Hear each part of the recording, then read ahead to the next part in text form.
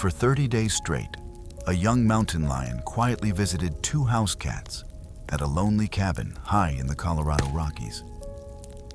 No one knew why it came or why it trusted that home so deeply. But on one early spring morning, when it finally returned, everyone discovered the terrifying truth it had been hiding from the wild. The late afternoon sun always painted the Colorado Rockies in soft gold. But on that particular day, Elias Turner felt something different in the air. At 73, he had spent nearly half his life in this wooden cabin, tucked against a ridge of weathered pines. It was quiet here, peaceful enough that he could hear every creak of the porch boards and every distant hum from Highway 550 winding through the valley like a silver thread. His two cats, Copper and Ash, padded around the living room the way they always did, drifting lazily between the warm patches of light. Nothing ever interrupted their routine. Until now. Copper froze first. His ears twitched toward the window, and Ash, more cautious, slinked to his side. Elias followed their gaze, and there, standing at the edge of the porch, was a creature he never expected to see so close to his home. A young mountain lion, small, thin, ribs faintly visible through its dusty coat. Not a full-grown predator, but not a baby either. That narrow, in-between age when wild animals are often lost and unsure. Its tail flicked once, a slow, uncertain movement. But what struck Elias most was its eyes. Bright, alert, and strangely calm. For a long moment, neither side moved. Elias felt his heartbeat thump in his chest, sharper than any warning from his old doctor about health insurance forms he kept forgetting to fill out. Copper simply walked to the door and pressed a paw against the glass, as if saying hello to an old friend instead of a wild animal capable of taking him down in seconds. But the young lion didn't tense up or snarl. It just looked back, quietly studying the two house cats with a kind of longing that Elias could not explain. He stepped closer to the door, careful not to make sudden noise. Even then, the lion did not bolt. It held its ground, but lowered its head just a little, a gesture that didn't feel aggressive at all. Elias found himself whispering, almost without thinking, "Well now, where did you come from, kid?" His voice cracked with a mix of awe and worry. The Rockies were full of stories. Campers needing an attorney after a bad fall, tourists asking about mortgage rates for cabins they'd never actually buy. But a mountain lion calmly visiting house cats was not one of them. The young lion's body told another story entirely. Its gait was uneven, as though one paw hurt. Its fur was dusted with pine ash that reminded Elias of the wildfire that had swept the valley a month prior. Many animals had fled in chaos. Some didn't make it. Some survived, but wandered far from their ranges. This one, thin, exhausted, watching two cats through a pane of old glass, looked like a child searching for something familiar. Copper meowed, loud and sharp, the way he did when Elias came home with groceries. The lion's ears perked, and it blinked slowly, almost like a house cat returning the gesture of trust. Elias felt the hair on his arms rise. This wasn't normal. Nothing in the lion's posture said hunger or threat. Instead, it radiated an emotion he had never thought he would see in a creature bred by wilderness. Relief. Minutes passed like that.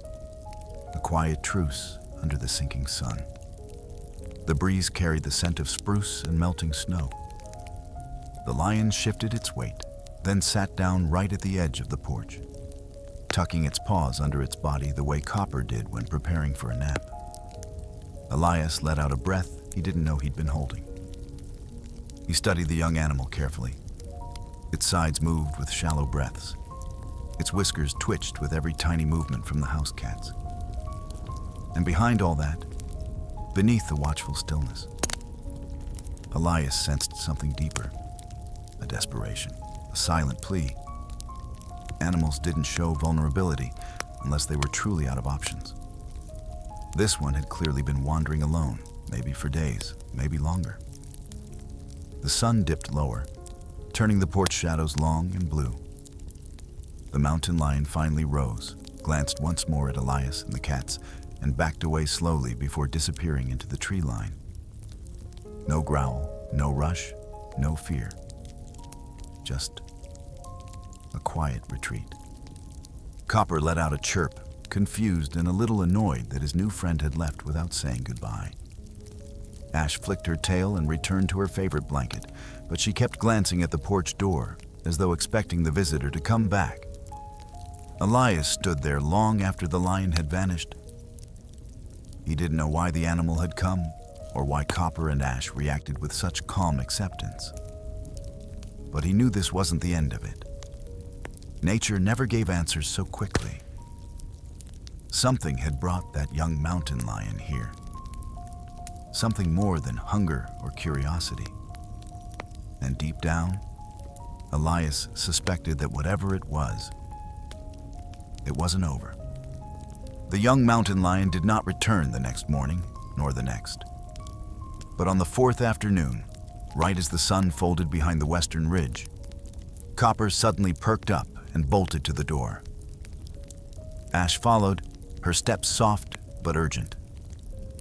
Elias glanced over, and there it was again. The same young lion, standing in the same spot on the edge of the porch, as if it had memorized the exact place where it had first felt safe. This time, the lion looked even thinner. Its steps were uneven, like it had walked a long distance and hadn't found anything worth eating on the way. The Rockies could be brutal to young animals separated from their mothers. Even healthy adults struggled when food was scarce and competition was fierce.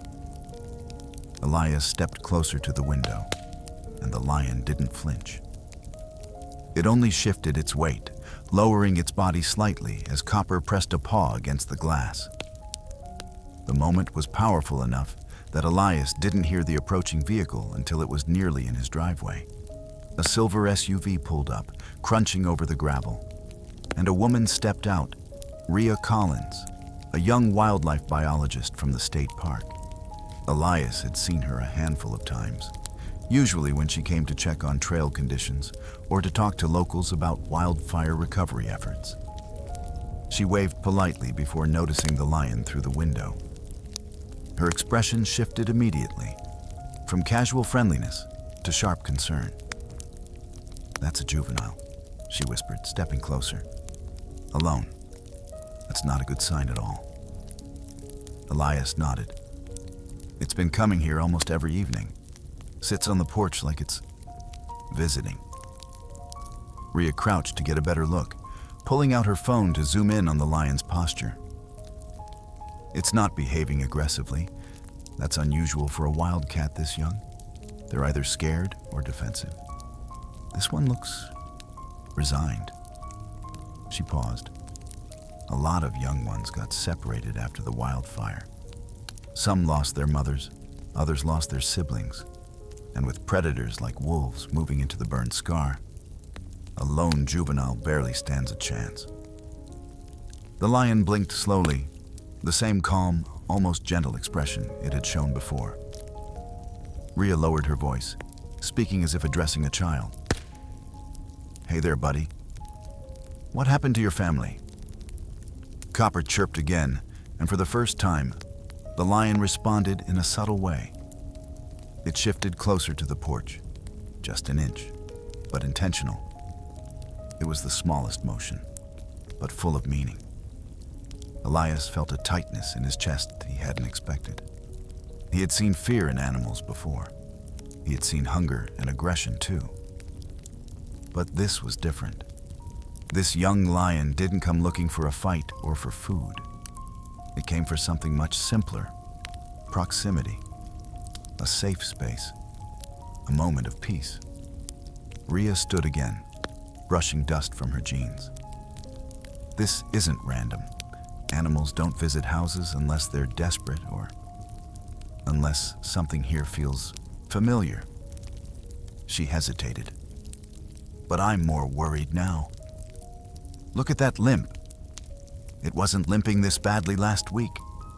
And the wolves have been getting bolder. There were reports from hikers needing a personal injury attorney after running into them down in the valley. If the wolves are moving north, this little one could be in serious danger. Elias felt his stomach twist at her words. He had lived in these mountains long enough to respect wolves, but he also knew what they did to young, unprotected animals. He'd heard their howls the night before, drifting through the pines like a cold warning. The lion finally sat down again, curling its tail around its paws the same way Ash did when she was nervous. Ash, watching from inside, mirrored the movement without realizing it.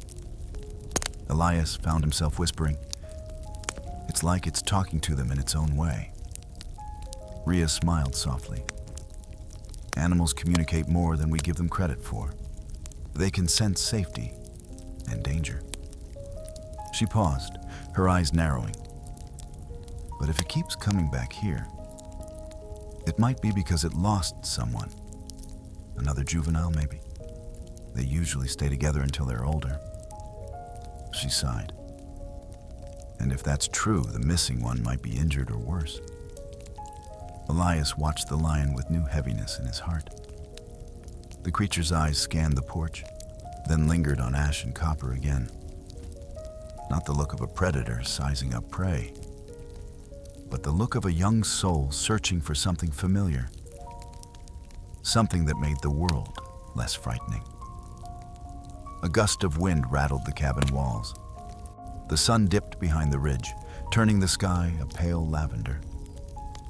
The lion looked toward the tree line, ears twitching at a sound Elias could not hear. Then slowly, it backed away, step by painful step, until it slipped once more into the forest shadows. Rhea exhaled. If it's still alone after 30 days, it's either incredibly lucky or incredibly strong. She looked at Elias.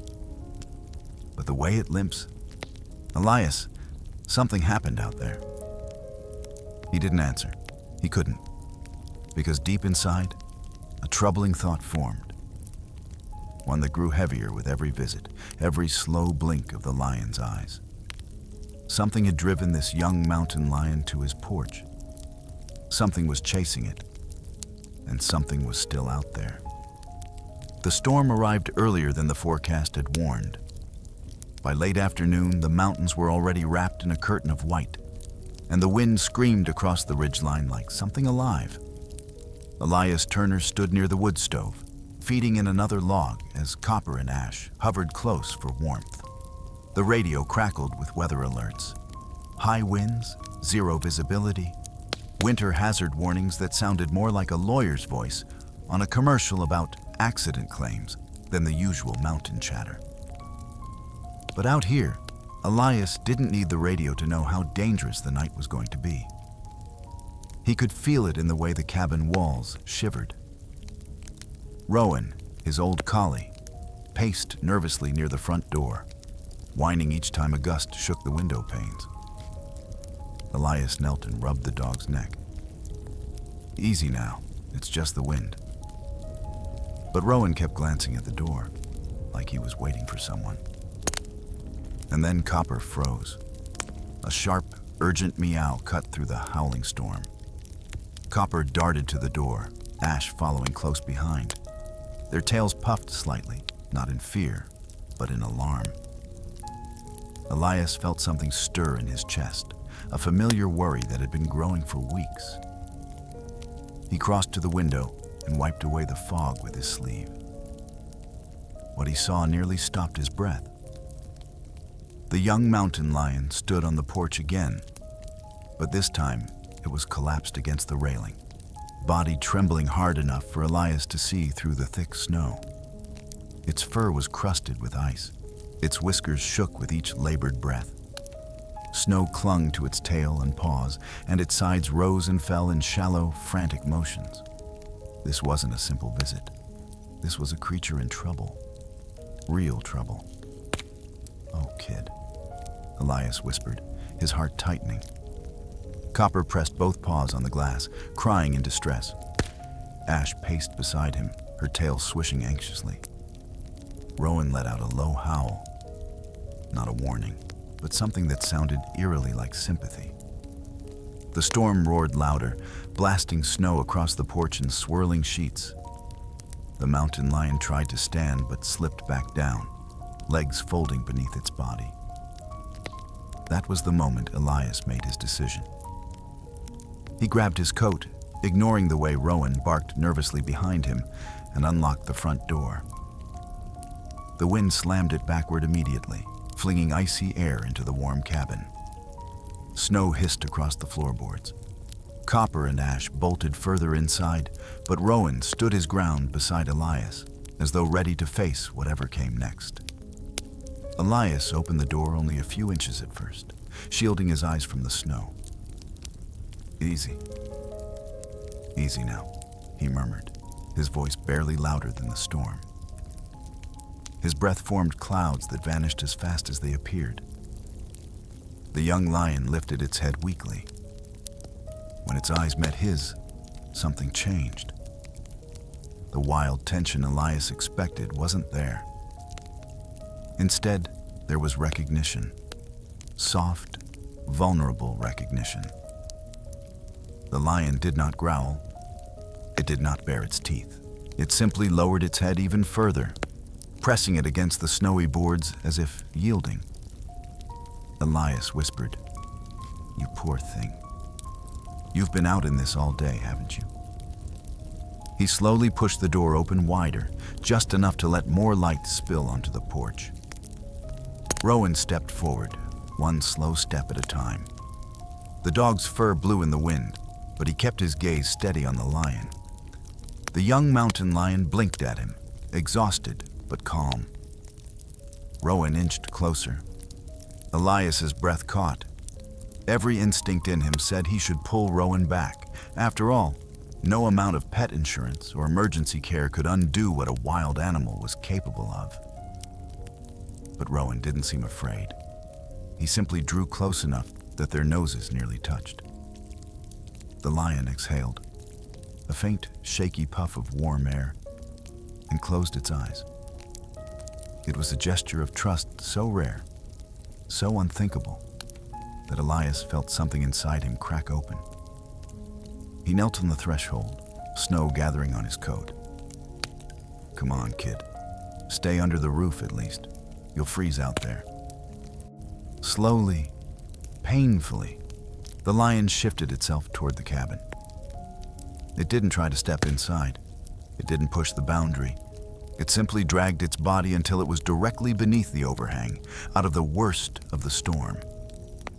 Rowan lay down beside it, blocking some of the wind. It was a protective stance, one Elias had only seen Rowan take toward Copper and Ash when they were frightened by thunder. The blizzard raged on, but on the porch there was a strange, fragile peace. Snow piled up along the railing. The sky darkened. The storm screamed. Inside, Copper and Ash sat shoulder to shoulder, watching with wide eyes. They weren't terrified, they were worried. And that made Elias's heart twist even more. The young lion tucked its paws beneath its chest, shivering uncontrollably. Elias wanted badly to bring it inside, to place it by the fire, to do something. But safety, for everyone, mattered too. So instead, he laid an old wool blanket on the floor inside the threshold, letting some warmth seep through the cracked open doorway. The lion lifted its head again, eyes reflecting the glow of the fireplace. It didn't move toward it. It only watched. The wind eased for a moment, replaced by the soft sound of Rowan's breathing.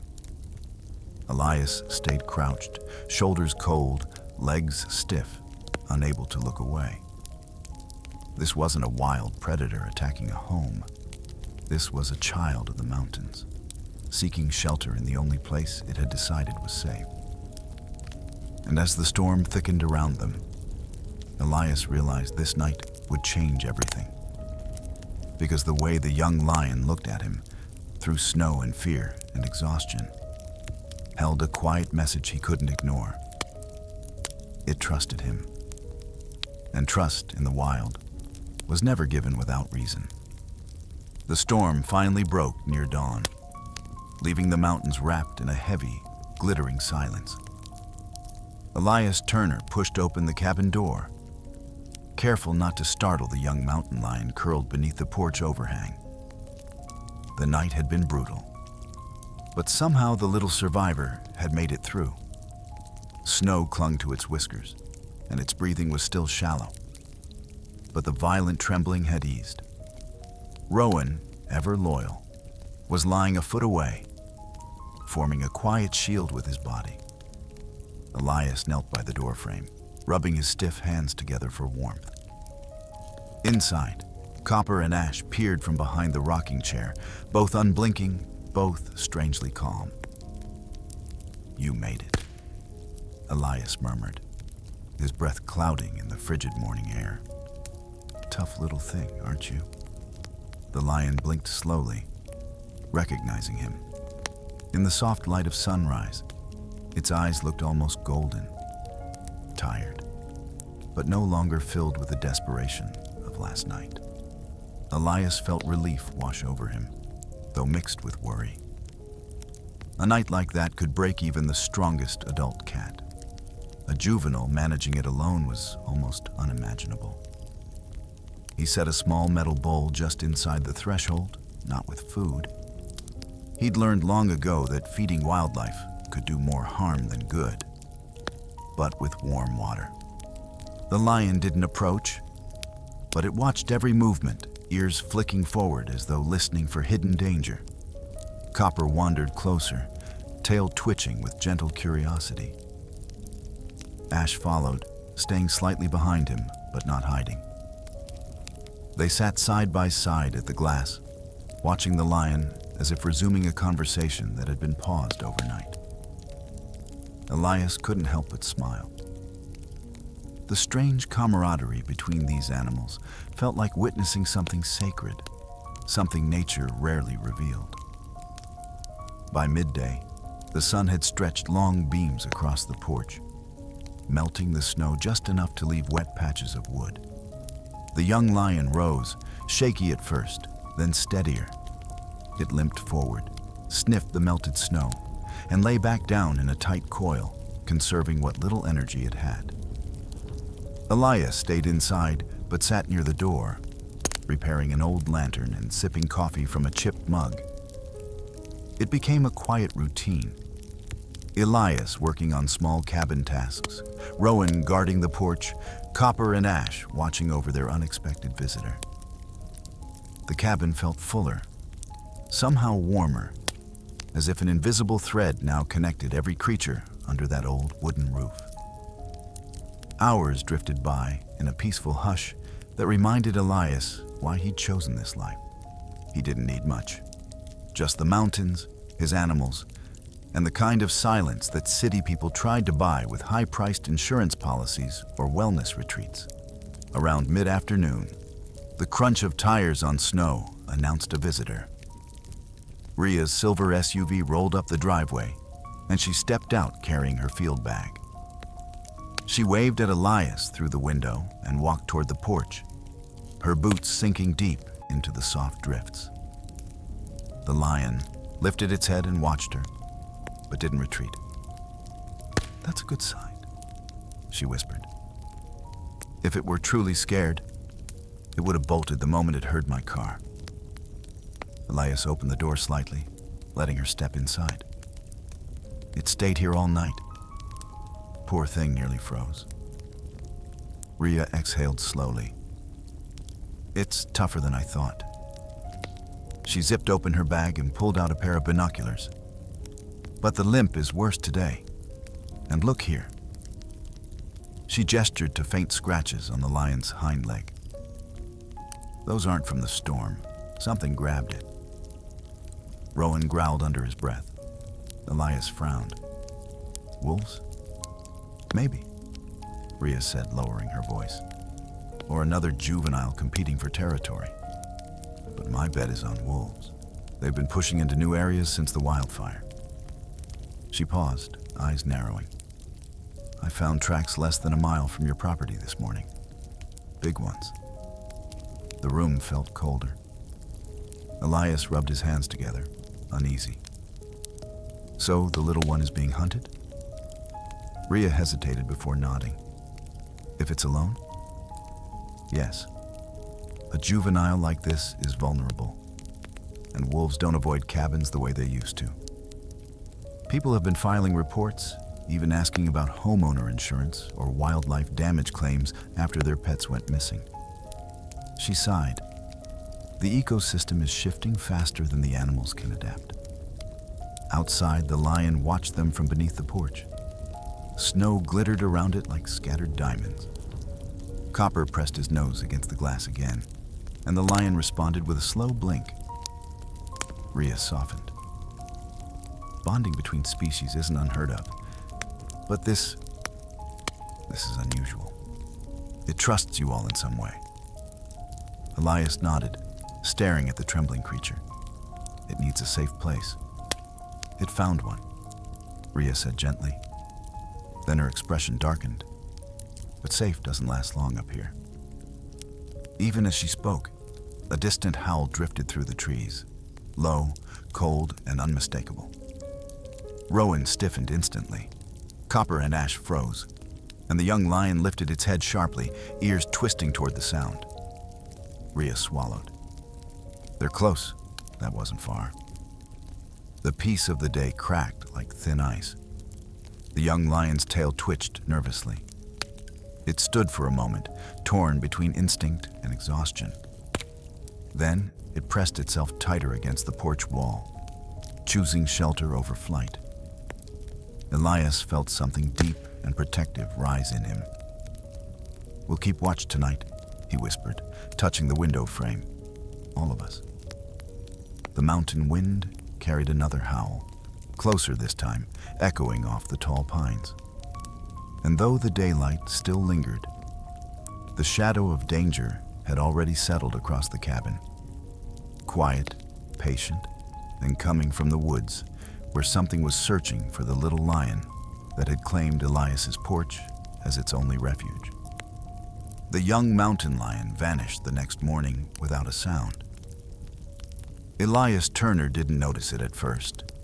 The storm had left the cabin buried under nearly a foot of new snow, and he assumed the little cat had slipped back into the forest at first light, maybe to hunt or find shelter. But when Copper wandered to the door at the usual hour that afternoon and meowed, loud, hopeful, insistent, Elias felt the first small crack of unease. Ash sat beside her brother, tail wrapped neatly around her paws, eyes fixed on the empty porch. Rowan paced back and forth, nose to the ground, then toward the tree line as if waiting for the familiar scent. But the porch remained still, untouched by fresh tracks. The world outside had turned quiet again, too quiet for comfort. By the second day, the silence had settled into the walls of the cabin like fog. Copper lingered by the window for hours, chirping now and then, confused by the absence of the visitor he had accepted so quickly. Ash would join him, sitting close enough that their whiskers brushed. Elias found himself checking the porch every few minutes, each time hoping, then each time sinking a little deeper into worry. Wild animals did not keep schedules, but this young lion had visited for nearly 30 days, with a consistency that felt intentional, familiar, comforting. And now it was simply gone. On the third day, Elias couldn't sit still. He bundled up, pulled on his old snow boots, and stepped into the cold air with Rowan trotting close behind. He walked slowly around the property, scanning for prints, any prints. The snow was marked only by deer hooves and the delicate paths left by rabbits. No lion tracks, no sign of struggle, no blood, no indication of a predator dragging something away. Just nothingness, the kind that makes a man's chest grow tight. Rowan sniffed every tree trunk, every drift, letting out soft whines. The dog's unease mirrored Elias's own. Behind them, the cabin windows glowed faintly, where Copper and Ash pressed their faces against the glass, watching the search unfold. "Come on," Elias murmured, patting Rowan's head. "We'll look again later." But he didn't sleep well that night. The house felt emptier, as though the quiet friendship that had formed on the porch had left a hollow space behind. He sat awake near the fireplace, sipping lukewarm tea, thinking about all the people in town who bought expensive life insurance or home security systems just to feel safe. Yet here he was, losing sleep over a young mountain lion that had never once crossed his threshold. By the end of the week, worry had evolved into dread. Rhea stopped by after finishing her wildlife survey, brushing snow from her jacket as she stepped inside. "You said it hasn't been back for days?" she asked, scanning the porch. "Not once," Elias replied. "No tracks either." Rhea's expression shifted into something heavier. She opened her field notebook, flipping through pages marked with small sketches and colored tabs. "I found signs of a struggle near the ridge yesterday. Tracks from wolves, fresh ones." Elias felt a cold chill crawl up his spine. "And the lion?" "No tracks leading away from the ridge," she said quietly. "But there were partial prints heading toward it. Prints from a juvenile, about the same size as your little visitor." Copper let out a low, sad meow, and Rhea turned to look at the two cats sitting near the door. "I don't want to assume the worst," she continued softly, "but a young lion alone is vulnerable. If the wolves caught it out in the open..." She trailed off. Elias swallowed hard. "It survived worse," he said stubbornly. "That storm would have taken an animal twice its size." "I know," Rhea said gently. "It's a tough one. But wolves don't fight fair, Elias." He sank into his chair, the weight of the news pressing down on his chest. Rowan curled beside him, placing his head on Elias's knee, sensing the shift in mood. The days crawled by after that. Each afternoon, the cats gathered by the door like clockwork. Elias would join them, standing silently, gazing into the tree line. He knew it was foolish. Hope often was. But he couldn't shake the feeling that the mountain lion hadn't left forever. Something tugged at him, a nagging instinct he couldn't explain. 2 weeks passed, then 3. The world outside began to thaw. Snowmelt trickled down the driveway. The first blue jays returned to the feeders. The wind carried hints of spring, wet soil, sap from waking pines. But still, the porch remained empty. On the 21st morning, Rowan suddenly jolted upright and barked, once sharp and urgent. Copper leapt from the windowsill. Ash darted to the door. Elias's heart slammed against his ribs. He hurried to the porch, flung open the door, and stopped dead. There, at the edge of the clearing, emerging slowly from between the trees, was a shape he recognized instantly. Thin, dusty, limping, but unmistakably alive. The young mountain lion. It hesitated, glancing behind itself as though checking for danger. Then, step by step, it began moving toward the porch. Elias nearly collapsed with relief. But as the lion drew closer, its body shifted to the side, and something else stepped into view behind it. Something smaller. Another juvenile mountain lion, weaker, limping even worse than the first. Elias grabbed the doorframe to steady himself. "My God," he whispered. There were 2 of them. Rowan barked again, not in fear this time, but in recognition, as if he understood somehow what had happened out there in the wilderness. The first young lion had disappeared for 3 weeks because it had been searching, It had found its sibling, and now it was bringing the lost one home. The two young mountain lions stood at the edge of the clearing, framed by the pale glow of early spring light. Elias Turner had seen many things in his years on this mountain. Storms that carved entire slopes, wildfires that turned daylight into darkness, tourists who thought a camping permit protected them from common sense. But nothing in his long life compared to the sight now unfolding before him. The first lion, the one who had visited faithfully for 30 days, walked slowly toward the porch, its limp more pronounced than before. But its eyes, those eyes still held the same quiet determination, the same intelligence that had first captured Elias's heart. Behind it, half hidden by branches and a long shadow, was its sibling, smaller, weaker, its fur matted with dirt. One shoulder dipped with each step, as though every movement cost it more strength than it could spare. Copper pressed his nose to the glass, letting out a soft, trembling trill.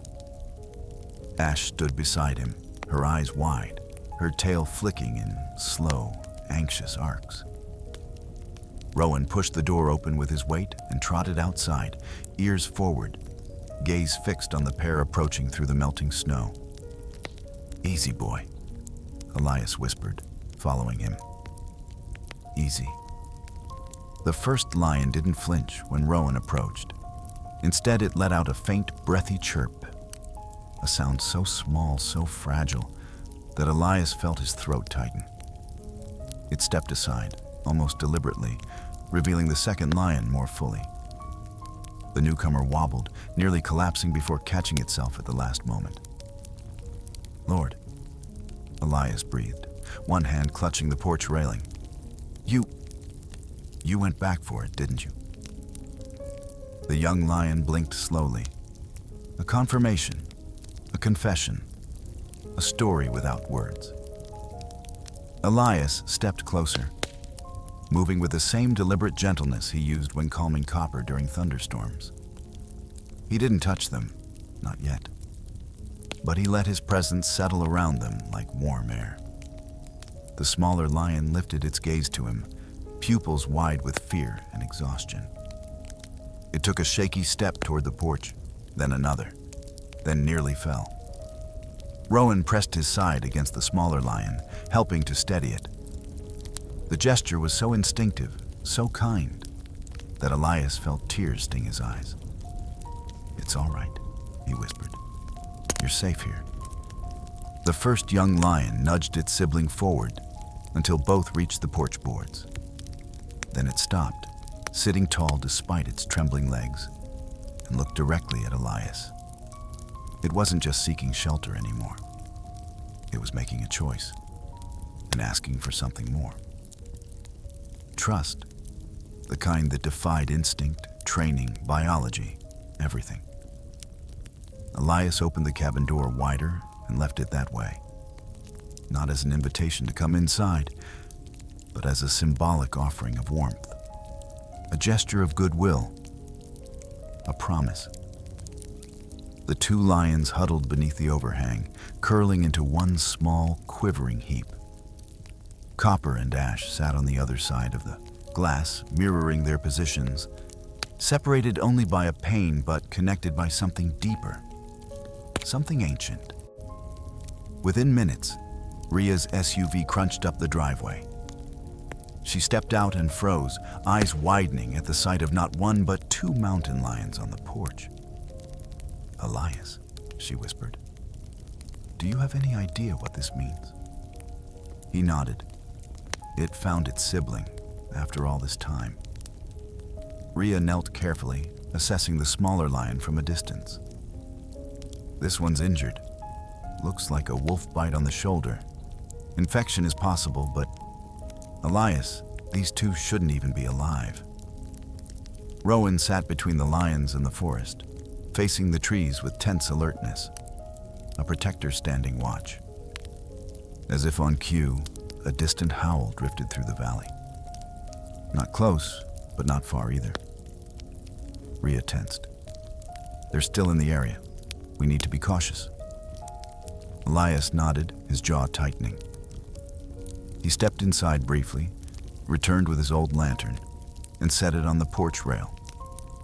Though outdated, the bright flame could deter predators better than modern LED lights.